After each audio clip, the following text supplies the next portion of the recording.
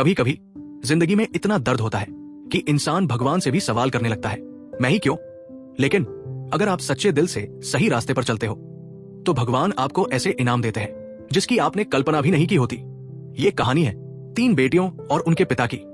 एक छोटे से गांव में मिट्टी के टूटे हुए घर में एक गरीब पिता अपनी 3 बेटियों के साथ रहता था, सविता, रविता और सबसे छोटी कविता। उनकी मां बहुत पहले ही एक बीमारी से गुजर चुकी थी। उस दिन के बाद उस पिता ने कभी अपने आंसू नहीं दिखाए, क्योंकि अब उसे रोने का नहीं, अपनी बेटियों के लिए जीने का हक था। वो दिन भर मेहनत करता, खेतों में, मजदूरी में, और रात को चुपचाप अपनी बेटियों को सोते हुए देखता। कई रातें ऐसी होती थी जब घर में खाना सिर्फ 3 लोगों के लिए होता था और वो खुद बिना खाए पानी पीकर सो जाता था। लेकिन सुबह चेहरे पर मुस्कान लेकर उठता ताकि उसकी बेटियों को कभी कमी महसूस ना हो। वो एक सच्चा शिव भक्त था। रोज सुबह मंदिर जाता, नंगे पैर, और शिवलिंग के सामने खड़े होकर बस एक ही बात कहता, भोलेनाथ, मेरे हिस्से का सारा सुख मेरी बेटियों को दे देना। लेकिन वक्त बीतता गया और गरीबी ने उनका पीछा नहीं छोड़ा।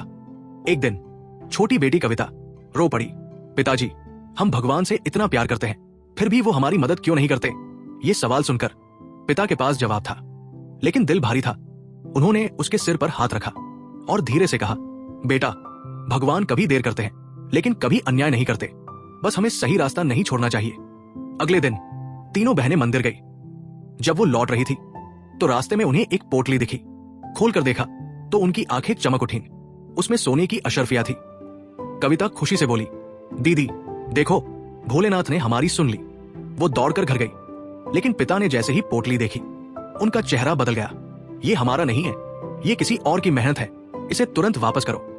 तीनों बहनों की आंखों में निराशा थी, लेकिन उन्होंने अपने पिता की बात मान ली। उन्होंने पोटली सेठ को दे दी। सेठ ने गिना, 40 अशर्फियां थी, लेकिन उसके मन में लालच आ गया। इसमें 50 थी, तुमने 10 चुरा ली, और वो उन्हें राजा के पास ले गया। राजा ने सब सुना और शांत आवाज में पूछा, अगर तेरी पोटली में 50 थी और इसमें 40 है तो ये तेरी कैसे हुई। पूरा दरबार शांत हो गया। सेठ के पास कोई जवाब नहीं था। राजा बोले, ये पोटली इन लड़कियों की है, क्योंकि असली मालिक की पोटली कहीं और गिरी होगी। तीनों बहनों की आंखों में आंसू थे। ये खुशी के आंसू थे। घर लौटकर पिता ने आसमान की तरफ देखा और उनकी आंखों से आंसू बह निकले। धन्यवाद भोलेनाथ, आपने आज मेरी बेटियों की लाज रख ली। अगर आप भी मानते हो कि भगवान देर करते हैं लेकिन देते जरूर है, तो इस वीडियो को लाइक करो और कमेंट में लिखो ओम नमः शिवाय। और ऐसे ही दिल को छू जाने वाली कहानियों के लिए चैनल को सब्सक्राइब करना मत भूलना।